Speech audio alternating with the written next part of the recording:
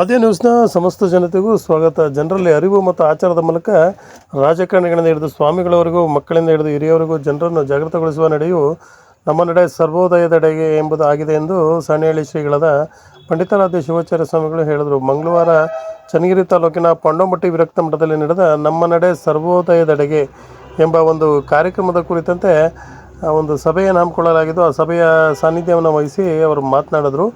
ಹಾಗೆಯೇ ಕಾರ್ಯಕ್ರಮದಲ್ಲಿ ಪೊಂಡೋಮಟ್ಟಿ ವಿರಕ್ತ ಮಠದ ಡಾಕ್ಟರ್ ಗುರುಬಸವ ಸ್ವಾಮೀಜಿಗಳು ಸಹ ಈ ಕಾರ್ಯಕ್ರಮದ ರೂಪುರೇಷೆಗಳ ಕುರಿತಂತೆ ಸಮಗ್ರವಾಗಿ ತಿಳಿಸಿದರು. ಹಾಗೆಯೇ ಮೇ 1 ಶುಕ್ರವಾರದಿಂದ ಬೆಳಗಾವಿಯಿಂದ ಆಗಲಿರುವಂತಹ ಒಂದು ಈ ಕಾರ್ಯಕ್ರಮ ಮೇ 16ಕ್ಕೆ ಶನಿವಾರ ಬೆಂಗಳೂರು ನಗರದಲ್ಲಿ ಒಂದು ಪೂರ್ಣಗೊಳ್ಳಲಿದೆ ಎಂದು ಸಹ ಈ ಸಂದರ್ಭದಲ್ಲಿ ಹೇಳಿದರು.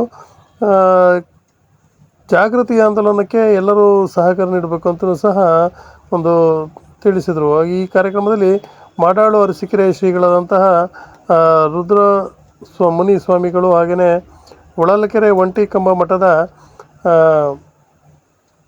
ತಿಪ್ಪೇರುದ್ರ ಸ್ವಾಮಿಗಳು, ಹಾಗೆಯೇ ತುಮಕೂರು ಗವಿಮಠದ ಚಂದ್ರಶೇಖರ ಸ್ವಾಮಿಗಳು, ಚಿಕ್ಕಮಗಳೂರು ತಪೋವನ ಮಠದ ಬಸವಾನಂದ ಸ್ವಾಮಿಗಳು, ಹಾಗೆಯೇ ಚನ್ನಗಿರಿ ಹಿರೇಮಠದ ಕೇದಾರಲಿಂಗ ಶಿವಶಾಂತವೀರ ಸ್ವಾಮಿಗಳು, ಹಾಗೆಯೇ ಮಾಜಿ ಶಾಸಕರಾದಂಥ ಮಹಿಮಾ ಪಟೇಲ್ರವರು, ಹಾಗೆಯೇ ಶಿವನಕೆರೆ ಬಸಲಿಂಗಪ್ಪನವರು, KRS ಪಕ್ಷದ ರಾಜ್ಯಾಧ್ಯಕ್ಷರಾದಂಥ ರವಿಕೃಷ್ಣ ರೆಡ್ಡಿ, ಹಾಗೆ ಜೀವ ವೈವಿಧ್ಯ ಮಂಡಳಿಯ ಅಧ್ಯಕ್ಷರಾದಂಥ ಒಟ್ನಾಳ್ ಜಗದೀಶ್, ಹಾಗೆಯೇ ನಿವೃತ್ತ ಪ್ರಾಧ್ಯಾಪಕ KS ಈಶ್ವರಪ್ಪ, ಚನ್ನಬಸಪ್ಪ, ಹಾಗೆಯೇ ಶಿವಮೂರ್ತಿ ಚಂದ್ರಪ್ಪ ಸೇರಿದಂತೆ ಇತರರು ಈ ಸಂದರ್ಭದಲ್ಲಿ ಹಾಜರಿದ್ದರು. ವರದಿ ಸತೀಶ್ ಪವಾರ್, ಚನ್ನಗಿರಿಯಿಂದ. ಅದು 10 ಜನ 20 ಜನ ಸೇರಿಸ್ತೇವೆ ಅಂತಲ್ಲ, ನಾವು 1000 ಜನ ಸೇರಿಸ್ತೇವೆ ಅಂತ ವಿಶ್ವಾಸ ಇರ್ತದೆ. ನಮ್ಮ ಕಾರ್ಯಕ್ರಮ ಯಶಸ್ವಿ ಆಗಬೇಕು ಅಂತಂದರೆ ಹೆಚ್ಚು ಜನ ಸೇರಿಸುವಂಥದ್ದು ಕೂಡ ಅಷ್ಟೇ ಮುಖ್ಯ. ನೀವೇ 4-5 ಜನ ಕುತ್ಕೊಂಡು ಚರ್ಚೆ ಮಾಡಿದರೆ ಅದರಿಂದ ಏನೂ ಪ್ರಯೋಜನ ಆಗಲ್ಲ.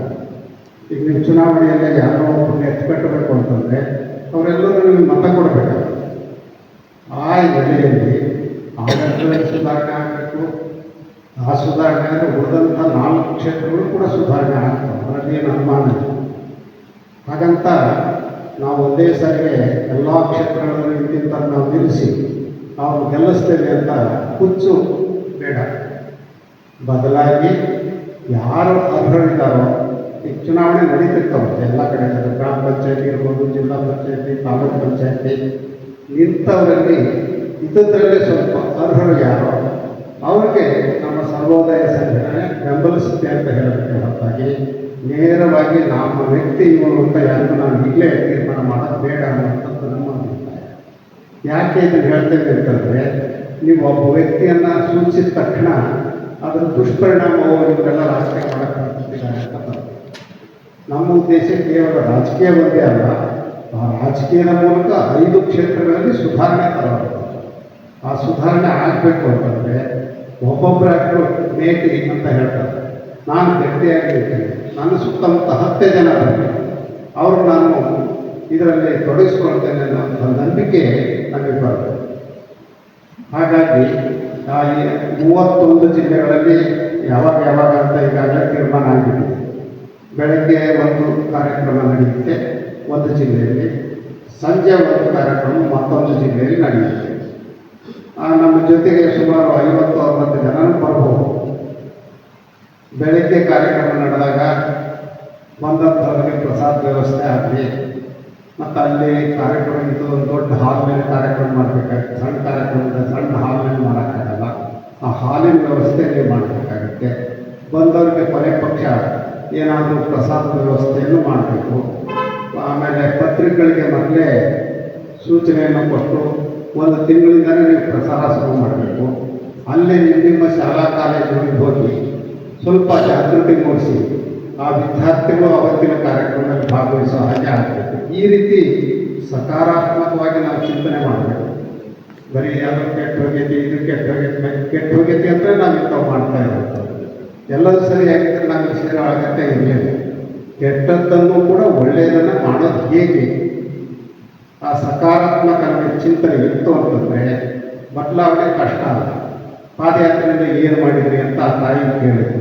ಏನು ಬದಲಾವಣೆ ಆಗಿದೆ? ಸಾಕಷ್ಟು ಬದಲಾವಣೆ ಆಗಿದೆ. ಜನರಿಗೆ ಮೊದಲನೇ ಅರಿವು ಮೂಡಿಸೋದು ಮುಖ್ಯ. ಅರಿವೇ ಇಲ್ಲ ಅಂತಂದರೆ ನೀವು ಸುಧಾರಣೆ ಮಾಡಲಿಕ್ಕೆ ಸಾಧ್ಯ.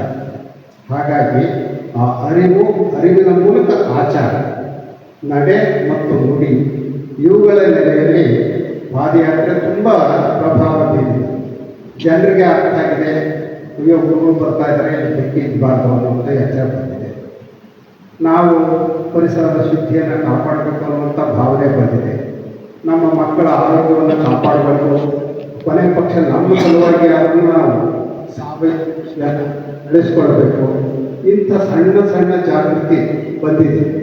ಈಗಲೂ ನಮ್ಮ ಉದ್ದೇಶ ಪೂರ್ತಿ ಬದಲಾವಣೆ ಮಾಡಿಬಿಡ್ತೇವೆ ಅನ್ನುವಂಥ ಭಾವ ಅಲ್ಲ, ಬದಲಾಗಿ ಜಾಗೃತಗೊಳಿಸುವಂಥದ್ದು. ಅದು ಮಕ್ಕಳಿಂದ ಹಿಡಿದು ವಯೋವೃದ್ಧರವರೆಗೆ, ರಾಜಕಾರಣಿಗಳಿಂದ ಹಿಡಿದು ಸ್ವಾಮಿಗಳವರೆಗೂ ಎಲ್ಲರನ್ನೂ ಜಾಗೃತಿ ಮೂಡಬೇಕಾಗಿದೆ. ಸ್ವಾಮಿಗಳು ಅಂದ ತಕ್ಷಣ ಎಲ್ಲರೂ ಬಹಳ ಶುದ್ಧವಾಗೇ ಇದ್ದಾರೆ ಅಂತ ನೀವು ಯಾರು ಭಾವಿಸ್ಕೊಳ್ಬೇಕಾಗಿದೆ. ಪತ್ರಿಕೆಗಳಲ್ಲಿ ಎಂತೆಂಥ ಸ್ವಾಮಿಗಳು ಏನೇನು ಮಾಡಿದ್ದಾರೆ ಅಂತ ನೀವೆಲ್ಲ ಮಾಧ್ಯಮಗಳಲ್ಲಿ ನೋಡ್ತಾ ಇದ್ದೀರಿ. ಹಾಗಾಗಿ ನಾವು ಸ್ವಾಮಿಗಳು ಜಾಗೃತರಾಗಬೇಕಾಗಿದೆ, ರಾಜಕಾರಣಿಗಳು ಜಾಗೃತರಾಗಬೇಕಾಗಿದೆ. ಅದಕ್ಕಿಂತ ಹೆಚ್ಚಾಗಿ ನಮ್ಮ ಯುವ ಮನಸ್ಸುಗಳನ್ನು ಕೆಡಿಸ್ತಾ ಇರುವಂಥ ವಾತಾವರಣ ಜಾಸ್ತಿ.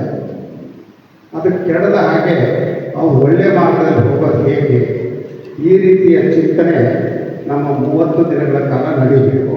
ಅದಕ್ಕೆ ಪೂರ್ವಭಾವಿಯಾಗಿ ನಿಮ್ಮ ತಾಲೂಕುಗಳಲ್ಲಿ ಅಥವಾ ಜಿಲ್ಲೆಗಳಲ್ಲಿ ನೀವು ಈ ರೀತಿಯ ಚರ್ಚೆಯನ್ನು ಶುರು ಮಾಡಿ. ಅವತ್ತೇ ಚರ್ಚೆ ಶುರು ಮಾಡಬೇಕು ಅಂತಲ್ಲ. ಇವತ್ತು 10ನೇ ತಾರೀಕು, ಇನ್ನೂ ಸುಮಾರು 2 ತಿಂಗಳ ಮೇಲಿದೆ. ಆ 2 ತಿಂಗಳ ಅವಧಿಯಲ್ಲಿ ಇಡೀ ನಿಮ್ಮ ಜಿಲ್ಲೆಯನ್ನು ನೀವು ಮುಟ್ಟಬೇಕು. ಅವತ್ತು ಮಾತ್ರ ಅದು ಅಂತಿಮ ಕಾರ್ಯಕ್ರಮ. ನಮಗೆ ಅಲ್ಲಿಂದ ಮತ್ತೆ ಮುಂದುವರಿತಾರೆ, ಮುಗಿಯೋದಾರ. ಈ ರೀತಿಯಲ್ಲಿ ನೀವೆಲ್ಲರೂ ಚಿಂತನೆ ಮಾಡಬೇಕು ಅನ್ನೋದನ್ನು ಸೂಚ್ಯವಾಗಿ ಹೇಳ್ತಾ, ಮಧ್ಯಾಹ್ನ ಪ್ರಸಾದ ಆದಮೇಲೆ ನಿಮ್ಮ ಜವಾಬ್ದಾರಿಯನ್ನು ಯಾರು ತೆಗೆದುಕೊಳ್ತೀರಿ ಅದ್ರ ಬಗ್ಗೆ ಚರ್ಚೆ ನಡೀಬೇಕು. ಇದು ಬೇರೆ ಏನು ಚರ್ಚೆ ನಡೀಬಾರ್ದು. ಜೊತೆಗೆ ಉಪನ್ಯಾಸಕರು, ಪ್ರತಿ ಜಿಲ್ಲೆಯಲ್ಲೂ ಒಬ್ಬರು ಉಪನ್ಯಾಸಕರು ನಾವು ಆಯ್ಕೆ ಮಾಡಬೇಕಾಗಿದೆ. ಆ ಉಪನ್ಯಾಸಕರು ಹೇಗಿರಬೇಕು ಅಂತಂದರೆ ಅರಿವು ಮತ್ತು ಆಚಾರ ಎರಡೂ ಒಂದಾಗಿರಬೇಕು. ನಾವು ಬರೀ ಉಪನ್ಯಾಸಕ ಆಗಿರಬಾರ್ದು. ಆ ಉಪನ್ಯಾಸಕ ಏನಾದರೂ ಸ್ವಲ್ಪ ಈ 5 ವಿಚಾರಗಳಲ್ಲಿ ಹೋರಾಟವನ್ನು ಮಾಡಿದವನಾಗಿರಬೇಕು. ಅವನಿಗೆ ಜನಪರವಾದಂಥ ಕಾಳಜಿ ಇರಬೇಕು, ಸ್ವಾರ್ಥದಿಂದ ಸಾಧ್ಯವಾದಷ್ಟು ದೂರ ಇರಬೇಕು. ಅಂಥವರು ಒಂದು 30 ಜನ ಹೆಣ್ಮಕ್ಳು ಗಂಡು ಮಕ್ಕಳು. ಆ ಭಾಷಣಕಾರ ಪಟ್ಟಿಯನ್ನು ನೀವು ಇಲ್ಲೇ ಹೇಳಬಹುದು ಅಥವಾ ನಂತರ ಕೊಡ್ಬೋದು. ನೀವು ಎಲ್ಲೆಲ್ಲಿ ಮಾಡ್ತೀರಿ ಅನ್ನೋವಂಥದ್ದು ಈ ತಿಂಗಳು 25 ಒಳಗಾಗಿಯೇ ತೀರ್ಮಾನ ಆದರೆ ಅದನ್ನು ನಾವು ಮತ್ತೆ ಪ್ರತ್ಯೇಕ ಇನ್ನೊಂದು ಆಹ್ವಾನ ಪತ್ರಿಕೆಯನ್ನು ತಯಾರು ಮಾಡಲಿಕ್ಕೆ ಅನುಕೂಲ ಆಗುತ್ತೆ. ಈ ದಿಶೆಯಲ್ಲಿ ನೀವೆಲ್ಲರೂ ಕೂತಾಗ ಚರ್ಚೆ ಮಾಡಿಕೊಂಡು ನಂತರ ಇಲ್ಲಿ ಬನ್ನಿ ಅಂತ ಹೇಳಿ ಮತ್ತೆ ಅವರ ಜೀವನಕ್ಕೆ ಬೇಕಾದಂಥ 5 ವಿಚಾರ. ಈ 5 ವಿಚಾರಗಳ ಬಗ್ಗೆ ನಮ್ಮನ್ನು ನಾವು ತೊಡಗಿಸಬೇಕು. ಈ ಪಾದಯಾತ್ರೆ ಮಾಡಿದಂಥ ಅಲ್ಲಿ ಸ್ವಲ್ಪ ಒಬ್ಬರು ಬಂದು ಅಲ್ಲಿ ನಾವು ಪ್ಲಾಸ್ಟಿಕ್ ಬಳಸಿದ್ದು ಅಲ್ಲಿ ನಮ್ಮ ಮಸಿಂಗಪ್ಪನ ಅಲ್ಲೇ ವಿರೋಧಿಸಿರೋದು. ಇವುಗಳು ನಾವು ಇಲ್ಲದೇ ಸಾಕು. ಈಗಲೂ ನೀವು ಬಾಟ್ಲಿ ನೀರು ಕುಡಿದ್ರಿ, ನಮ್ಮದೇ ಒಂದು ಬಾಟ್ಲಿ ತರೋಣ, ನೀರು ಕುಡಿಯೋಣ, ಇದು ಒಂದು ಪರಿವರ್ತನೆ. ಆಮೇಲೆ ಅವ್ರ ತಾಯಿ ಕೇಳಿದ್ರು ಆ ಪಾದಯಾತ್ರೆಯಿಂದ ಏನಂತ, ನಮ್ಮಲ್ಲಿಂದ ಒಬ್ಬ ಆಂಬುಲೆನ್ಸ್ ಡ್ರೈವರ್ ಬಂದಿದ್ದ ಅಲ್ಲಿಂದ ಹಸಿಕೆರೆಯಿಂದ ಹುಟ್ಟು ಕುಡ್ಕ. ಅವನು ಇಲ್ಲಿ 4-5 ದಿವಸ ಇರೋದ್ರಿಂದ ಕುಡ್ತಾನೆ ಬಿಟ್ಟ. ಊಟ ಇರುವೆ ಮದುವೆಯಿಂದ ಅವನು ಆಂಬುಲೆನ್ಸ್ ಡ್ರೈವರ್ ಅಷ್ಟೇ ಅವನು ಬಿಟ್ಟ. ಭಾಳ ಸಂತೋಷ ಆಯಿತು. ಅವನಿಗೆ ಪೂಜ್ಯರು ಅಭಿನಂದಿಸಿರುವ ಸಮಾರಂಭ ಇದರಲ್ಲಿ. ಹಂಗೆ ನಾವು ಸ್ವಾಮೀಜಿಯವರ 100% ನಾವು ಯಾವುದರಲ್ಲೂ ಸಕ್ಸಸ್ ಆಗೋಕ್ಕಾಗೋದಿಲ್ಲ. ನಮ್ಮ ಪ್ರಯತ್ನವನ್ನು ನಾವು ಮಾಡೋಣ. ಆಮೇಲೆ ನಮ್ಮ ಇವ್ರು ಯಾರು ಒಬ್ರು ಹೇಳಿದ್ರು, ಯಾರು ಹೇಳಿದ್ರು ಹಳ್ಳಿ ಮಾಧ್ಯಮದಿಂದ ಅವರು ಬಹಳ ನಿರಾಶವಾದ ಭಾವನೆಯಿಂದ ಮಾತಾಡಿದ್ರಿಂದ ಹೇಳ್ತಾ, ಖಂಡಿತ ಯಾರು ನಿರಾಶವಾದಿಂದ ಆಗಬಾರ್ದು. ಪ್ರಯತ್ನ ಅಂತಕ್ಕಂಥದ್ದು ಬಹಳ ಮುಖ್ಯ. ಗಾಂಧೀಜಿಯವರ ಕನಸು, ಸರ್ವೋದಯದ ಕನಸು ಅವರಿಂದನೇ ಅವ್ರ ಮೇಲೆ ಪ್ರಾರಂಭ ಆಯಿತು. ಯಾಕೆ? ಸಿಂಪಲ್ ಲಿವಿಂಗ್ ಐ ಥಿಂಕಿಂಗ್ ಅಂತ, ಸರಳ ಜೀವನ, ಉದಾತ್ತವಾದಂಥ ಚಿಂತನೆಯನ್ನು ಅವರು ಅಳವಡಿಸ್ಕೊಂಡ್ರು. ನನ್ನ ದೇಶದ ಜನ ಹಸಿರಿನಿಂದ ಸಂಪೂರ್ಣ ಮೈಗೆ ಬಟ್ಟೆಯಲ್ಲೇ ಬದುಕ್ತಾ ಇದ್ದಾರೆ, ನಾನು ಯಾಕೆ ನಾನು ಪೂರ್ತಿ ಮೈ ಮುಚ್ಕೊಂಡೇ ನನಗೆ ಎಷ್ಟು ಅಗತ್ಯ ಇದೆ ಅಷ್ಟು ಮೈ ಮುಚ್ಕೋಬೇಕು, ನನಗೆ ಒಂದು ಮುಷ್ಟಿ ಕಡಲೆಕಾಳು ಒಂದು ಕಪ್ಪು ಹಾಲು ಸಿಕ್ಕಿದ್ರೆ ಸಾಕು, ನಾನು ಅದರಲ್ಲಿ ಬದುಕಬಹುದು ಅಂತ ಗಾಂಧೀಜಿಯವರು ಕನಸ್ಕೊಂಡಿದ್ದನ್ನು ಸಾಕಾರಗೊಳಿಸಿದ್ರು. ಅದೇ ರೀತಿ ಹಲವಾರು ಜನರಿದ್ದಾರೆ ಮಹಾತ್ಮರು ನಮ್ಮ ದೇಶದಲ್ಲಿ. ಆದರೆ ನಮ್ಮ ಪರಮ ಪೂಜ್ಯ ಪೂಜ್ಯರು ಚಾಣಕ್ಯ ಶ್ರೀಗಳು ಗುರುಬಸ್ವಾಮಿಗಳ ನೇತೃತ್ವದಲ್ಲಿ ಸರ್ವೋದಯದ ಕನಸು ಏನಿದೆ ಅದು ನನಸಾಗಬೇಕು ಅಂತ 5 ಪ್ರಮುಖವಾದ ವಿಚಾರಗಳನ್ನು ಇಟ್ಕೊಂಡಿದ್ದಾರೆ. ಅದನ್ನೆಲ್ಲ ಎಕ್ಸ್ಪ್ಲೈನ್ ಮಾಡೋಕ್ಕೆ 5ನ್ನು ನಾನು ಹೋಗೋದಿಲ್ಲ. ಆದರೆ ಇವತ್ತು ಬಸವಣ್ಣನವರ ಒಂದು ವಚನ ಸಾಕ್ಷೀಭೂತವಾಗಿದೆ.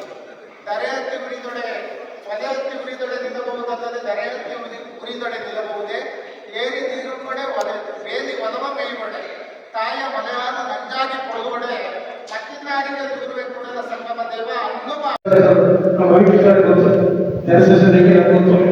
ಜನ ಬರ್ತಾರೆ, ಓಟ್ ಹಾಕ್ತಾರೆ, ಕೂಡ ಜನಸಂಖ್ಯೆ ತೊಡಗಿಸಿ ಅದು ಇಂಥ ಜನಸಂಖ್ಯೆ ಬಹಳ ಕೆಲಸ. ಆದರೆ ಶ್ರಮನೂ ಬಹಳ ಇರುತ್ತೆ. ಈ ಕೆಲಸಕ್ಕೆ ನಾವೆಲ್ಲರೂ ಜವಾಬ್ದಾರಿ ಆಗ್ಬೇಕು. ತುಂಬಾ ವಿಶೇಷವಾದ ಕಾರ್ಯಕ್ರಮಗಳು ಈಗ ನಮ್ಮ ಒಂದು ಜೀವನಕ್ಕೆ, ಮನುಷ್ಯನ ಜೀವನಕ್ಕೆ ಔಷಧವಾಗಿ ಬೇಕಾಗಿರೋದು ಪರಿಸರ, ಕೃಷಿ, ಆರೋಗ್ಯ, ಶಿಕ್ಷಣ ಮತ್ತು ಆಡಳಿತ. ಇವೆಲ್ಲವೂ ನಮ್ಮ ಜೀವನಕ್ಕೆ ದಿನನಿತ್ಯ ಬರುವಂತ ವಿಚಾರ. ಇಂಥ ವಿಚಾರವನ್ನು ಕೇಳಿ ಇವತ್ತು ಏನು ನಮ್ಮ ಪೂಜೆಗಳು ಒಂದು ತೀರ್ಮಾನ ಮಾಡಿದ್ದಾರೆ, ನಮ್ಮ ನಡೆ ಸಹೋದರರಿಗೆ ವಿಚಾರ ಏನಿದೆ ತುಂಬಾ ಒಳ್ಳೆಯ ವಿಚಾರ. ಈ ವಿಚಾರಕ್ಕೆ ಬರೀ ಅವರೇ ಒಂದು ಕೂತು ಚರ್ಚೆ ಮಾಡೋಕ್ಕಿಂತ ನಮ್ಮನ್ನೆಲ್ಲ ಕರೆಸಿ ಚರ್ಚೆ ಮಾಡ್ತಾರಲ್ಲ, ಇದು ನಮ್ಮ ಹೆಮ್ಮೆ ಅಂತ ನಾವೆಲ್ಲ ಅನ್ಕೋಬೇಕಾಗುತ್ತೆ. ಇದಕ್ಕೆ ನಾವೆಲ್ಲರೂ ಸಹಕಾರ ಕೊಡಬೇಕಾಗುತ್ತೆ. ಒಂದು ವಿಚಾರ ಪರಿಸರ, ನಾನು ಒಂದು ವಿಚಾರಕ್ಕೆ ಸ್ಪಷ್ಟವಾಗಿ ಮಾತನಾಡ್ತೇನೆ. ಯಾಕೆಂದ್ರೆ ನಮ್ಮ ಖಾತೆ ಸಂಬಂಧಪಡುತ್ತೆ ಅಂತ ಹೇಳಿ ಪರಿಸರ ಇವತ್ತು ನಾವು 33% ಆಡಳಿತ ಮಾಡ್ತೀವಿ. ಇವತ್ತು 23% ಬಂದಿದೆ, 22.5. ಇಷ್ಟು ಒಂದು 10% ಈಗಾಗಲೇ ನಾವು ಆಡಳಿತ ಆಗಂತಿದ್ದೀವಿ. ಇದೇ ರೀತಿ ಮುಂದುವರಿತಾ ಹೋದ್ರೆ ನಾವು ಯಾವ ಮಟ್ಟಕ್ಕೆ ನಾವು ಬೆಳೆದಿರ್ತೀವಿ ನೋಡಿ. ಈಗ ಇನ್ನೊಂದು ವಿಚಾರ ಗೊತ್ತಿದೆ, ನಮ್ಮ ಅಮ್ಮಗುಡ್ಡ ಈ ಭಾಗದಲ್ಲಿ ಬೊಂಬು ಭಾಳ ಬೆಳಿತಾರೆ. ನಾವು ಅಯೋಗ್ಯ ಚರ್ಚೆ ಮಾಡಿರ್ತೀವಿ, ಭಾಳ ಬೊಂಬು ಬೆಳಿತೀವಿ. ಇವತ್ತು ನಾವು ಬೊಂಬು ಇಲ್ಲ, ಬೊಂಬು ಎಕ್ಸ್ಪೋರ್ಟ್ ಮಾಡ್ಕೊಳ್ತಾ ಇದೀವಿ. 1200 ಪದಾರ್ಥ ಬೇಕು ಬೊಂಬು, ಆದರೆ ಇವತ್ತು ಬೊಂಬು ನಾವು ಇಂಪೋರ್ಟ್ ಮಾಡ್ಕೊಳ್ತಾ ಇದೀವಿ. ಅಂದ್ರೆ ಎಲ್ಲರೂ ಏನಾಗಿದೆ, ನಾವು ಕಳ್ಕೊಳ್ತಾ ಇದೀವಿ. ಎಲ್ಲರೂ ಪರಿಸರನ ನಾವು ಕಳ್ಕೊಳ್ತಾ ಇದೀವಿ. ಒಂದ್ ಕಡೆ ಒತ್ತುವರಿ ಇರ್ಬೋದು, ಇನ್ನೊಂದು ಕಡೆ ಬೇರೆ ಕೆಲಸ ಮರ ಕಡಿದು ಮಾಡ್ಕೊಳ್ಳೋ ಕೆಲಸ ಇರ್ಬೋದು. ಈ ತರ ಆಗಿ ಪರಿಸರವನ್ನು ಹಾಳು ಮಾಡ್ತಾ ಇದ್ದೀವಿ. ಈ ದೃಷ್ಟಿಯಿಂದ ನಾವೆಲ್ಲರೂ ಗಮನ ಹರಿಸಬೇಕು. ನಾನು ನಮ್ಮ ಒತ್ತಡದಲ್ಲಿ ಎಮ್ಮೆಯಾದ ಸಂದರ್ಭದಲ್ಲಿ 5,000 ಸಸಿ ನಡೆಸಿದ್ದೆ. 5,000 ಹೊಸ 5,000 ಸಸಿ ನಡೆಸಿ ಕೆಲಸ ಮಾಡ್ತಿದ್ದೆ. 2-3 ಸಲ ಯೂತ್ ಕಾಂಗ್ರೆಸ್ಸಿಂದ ಮಾಡಿಸ್ತೀನಿ.